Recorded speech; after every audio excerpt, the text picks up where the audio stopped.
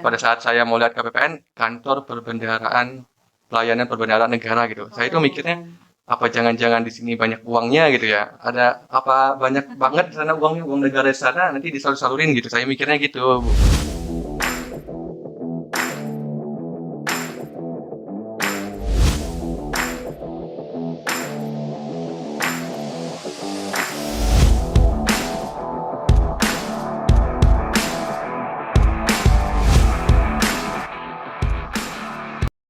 Assalamualaikum warahmatullahi wabarakatuh. Selamat datang di Ngobras, ngobrol tuntas jelas. Bersama saya Muka Syafa akan memandu podcast kita kali ini. Pada kesempatan kali ini kita akan membahas tentang apa itu KPPN. Pernah dengar gak? Pernah dengar gak? Apa tuh kepanjangannya? Kalau belum tahu, di sini kita bakal bahas dengan narasumber terpercaya langsung dari kepalanya, kepala KPPN yang dalam hal ini KPPN Bangko, yaitu mari kita sambut Ibu Firza Yulianti. Halo Ibu. Halo Mas Lukas. Ya, jadi beliau ini kepala KPPN Bangko. Tahu gak Bangko itu di mana? Belum tahu ya? Jadi Bangko itu ada di Provinsi Jambi gitu, di Pulau Sumatera ya, bukan Pulau Jawa ya, gak ada di sana. Oke? Oke. Jadi Ibu di sini sebagai kepala KPPN udah berapa lama nih Bu? Saya di sini sebagai Kepala KPPN Bangko sudah 23 bulan. 23 bulan. Berarti udah cukup lama ya Bu. Hampir 2 tahun berarti. Kurang 1 tahun lagi ya Bu. Iya benar kan Bu? Ya, oke, siap siap. Oke, berarti ya udah, oh sebelum menjadi kepala KPPN tentunya udah berkarir juga sebelum-sebelumnya Ibu di banyak kantor-kantor Ibu. Iya. Oh, kalau boleh tahu di kantor mana aja Ibu? Oke. Kita mulai ini dulu ya. Kalau saya kan lulusan program Diploma 3 Keuangan STAN ya. Mm-mm. Banyak dari situlah karir Kementerian Keuangan dimulai gitu ya. Mm.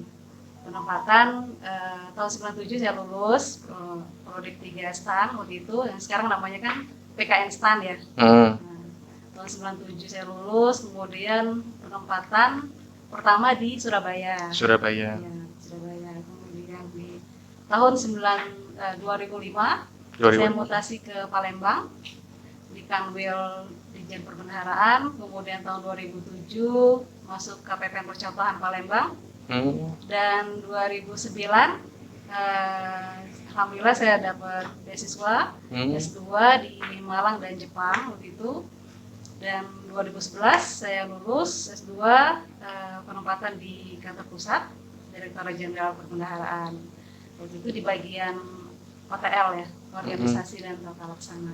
Nah, setelah dari situ tahun 2012 saya promosi kepala seksi di Palembang di Kanwil DJPB Provinsi Sumsel sampai dengan tahun 2020. 2020. Nah, 2020 saya promosi jadi kepala KPPN Bangko sampai dengan saat ini. Luar biasa sekali. Kalau mau dihitung, kalau saya nggak salah ya Bu, tadi berarti udah 5 kali pindah ya Bu? Kurang lebih ya, ya. Berarti udah luar biasa banget nih perjalanan karirnya. Udah pindah-pindah loh. Dari Surabaya ke Palembang dan muter-muter Sumatera ya, Bu. Pernah di Surabaya juga kan? Iya, pertama di Surabaya, kemudian ke Sumatera gitu ya, Bu. Iya. Oke. Oh ya, orang Ibu ini aslinya dari mana, Bu? Saya Uang Kito Galong. Wong kita Asli kalau Palembang. Wong Palembang berarti ya. Oh, berarti sempat balik ke home base ya, Bu. Iya. Ke home base, kemudian di sini. Oke. Jadi pemirsa nggak diragukan lagi nih narasumber kita. Udah berkarir di 5 tempat kurang lebih. Udah pindah-pindah dan juga di internalnya pasti ada mutasi-mutasi gitu. Udah banyak pengalaman yang telah dilakukan oleh beliau ini. Gitu. Nah, kalau begitu kita bisa bahas nih. Kita bahas tuntas apa itu KPPN. Kalau menurut Ibu Firza, KPPN itu apa sih? KPPN kita bicara sesuai dengan peraturannya ya. Oh, iya, Wak. Oke, sesuai dengan PMK 262 tahun 2016 tentang organisasi dan tata kerja instansi vertikal Direktorat Jenderal Perbendaharaan. KPPN itu adalah instansi vertikal Direktorat Jenderal Perbendaharaan yang berada di bawah dan bertanggung jawab langsung kepada kepala kantor wilayah. Nah, tugasnya apa? Ya, ada 3 tugasnya. Pertama, melaksanakan kewenangan perbendaharaan dan kebendaharaan umum negara.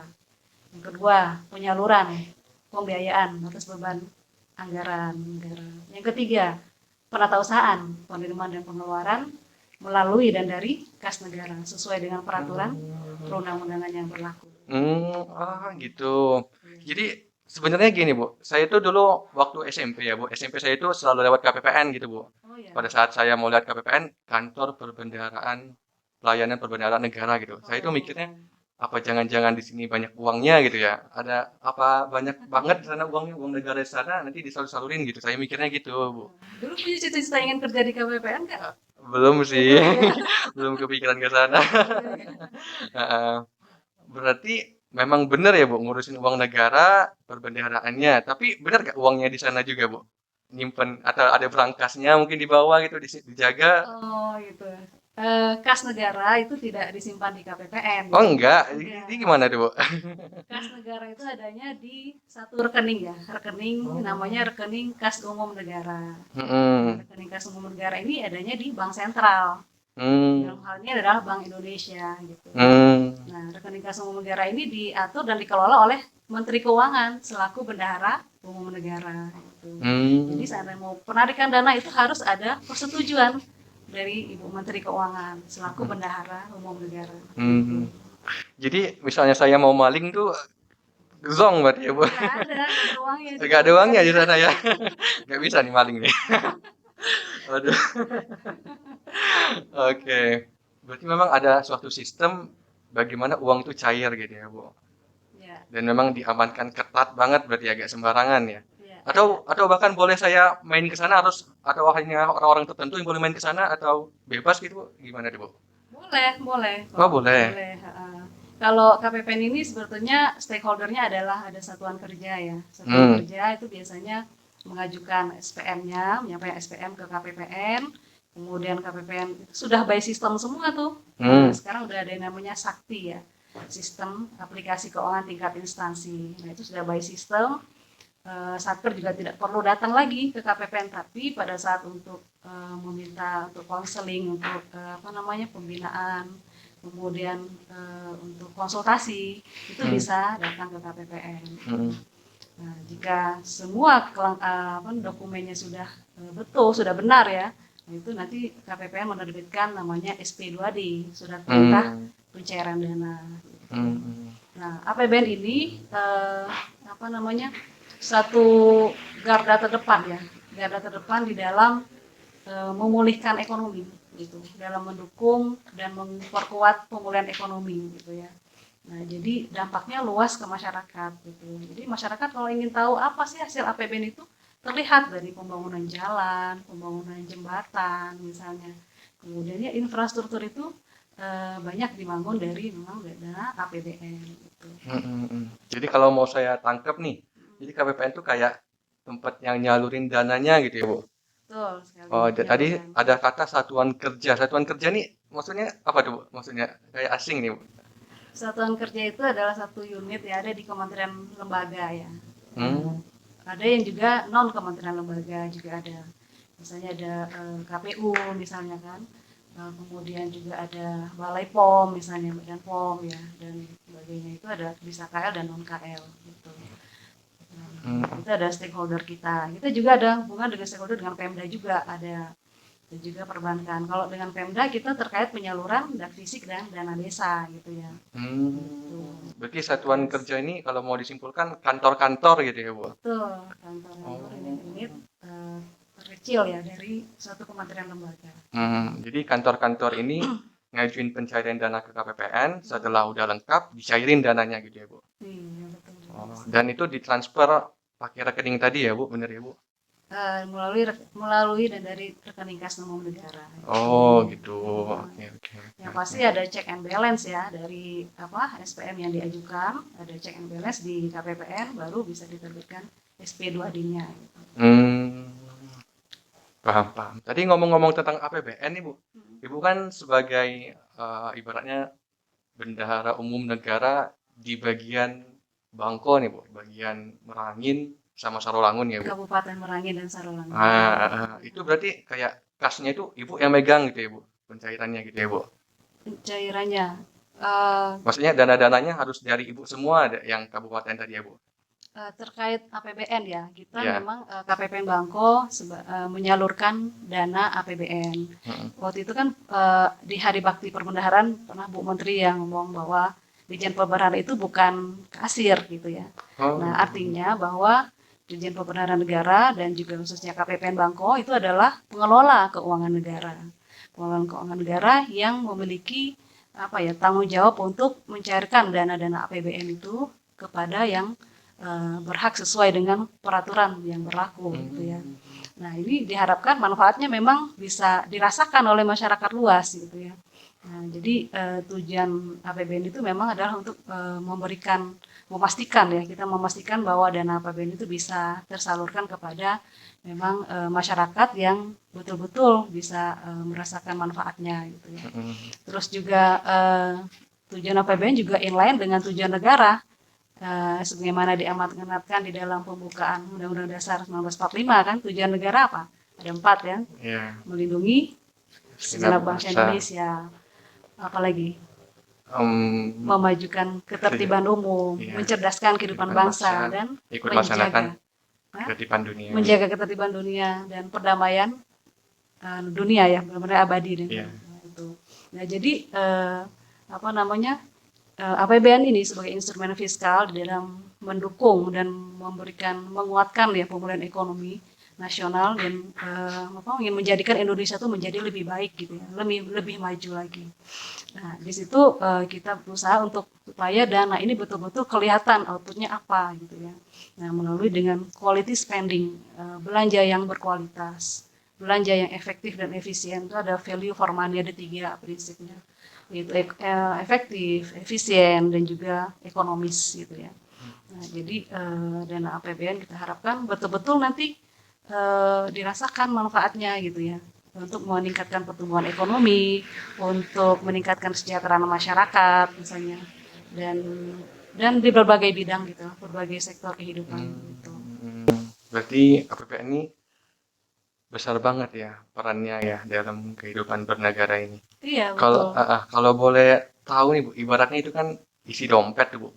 Ibu mengelola isi berapa tuh Bu, dananya tuh Bu di cakupan Ibu?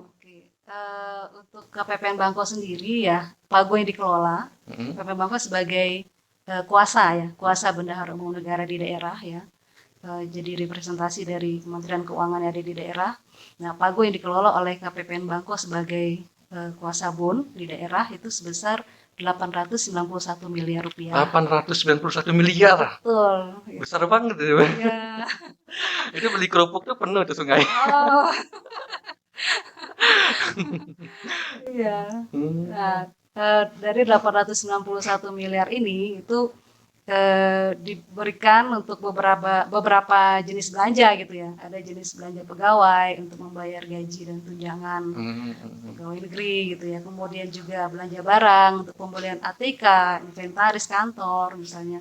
Kemudian untuk perjalanan dinas dan sebagainya. Kemudian juga belanja modal untuk pembangunan gedung, rehab rumah dinas misalnya.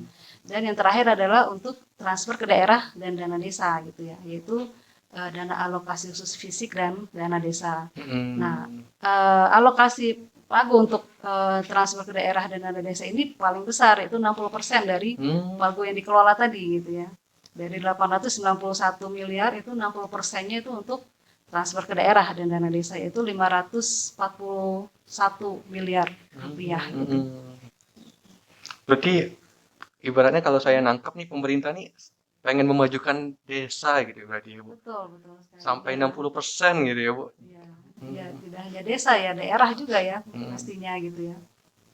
Ya, untuk tadi terkait dak fisik dan dana desa ya. Kalau dak fisik itu sendiri kan terkait bahwa dana yang dikelola yang dialokasikan di dalam APBN itu untuk membiayai pembangunan fisik di daerah gitu ya, sesuai dengan prioritas nasionalnya. Nah, outputnya apa ya? Bisa juga dibangunnya jalan, jembatan, misalnya bangun gedung sekolah terkait pendidikan, kemudian terkait pariwisata juga kan, dari berbagai bidang. Jadi ada 15 bidang dan 3 jenis untuk transfer dak fisik itu.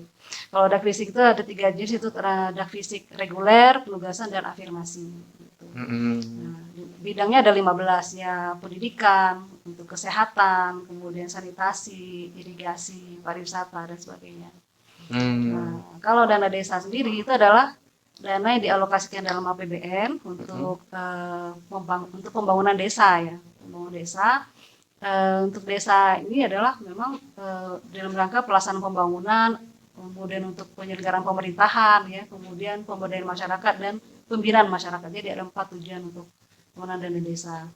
Nah, cuma sejak tahun 2020 kita banyak yang terpapar COVID ya, banyak yang kena imbasnya gitu ya, masyarakat desa dari adanya pandemi COVID ini. Jadi pemerintah memberikan yang namanya BLT desa, yaitu bantuan langsung tunai desa. Itu apa? Yaitu uang tunai yang diberikan oleh pemerintah kepada masyarakat desa ya, per KPM, keluarga penerima manfaat namanya. Itu 300.000 per bulan gitu ya. Nah, khusus di tahun 2020 ini untuk BLT desa ini wajib dikeluarkan, wajib diberikan kepada masyarakat gitu. Sesuai dengan PMK-nya 190 tahun 2021 ya. Berarti APBN ini Bu, khususnya dana desa ini bisa sangat membantu masyarakat berarti. Betul, gitu. Betul sekali. Khususnya kan BLT desa ini memang untuk keluarga yang tidak mampu ya.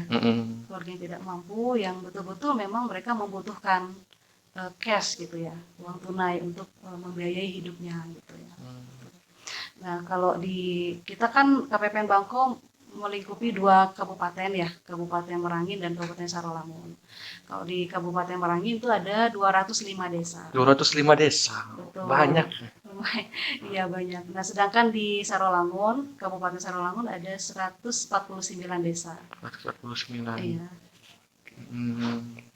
Berarti banyak banget ya Bu yang dikoordinir Ibu, atau itu mereka Ibu langsung pencairan dananya langsung ke Ibu semua, atau ada yang mewakilin, atau gimana Bu kira-kira Bu?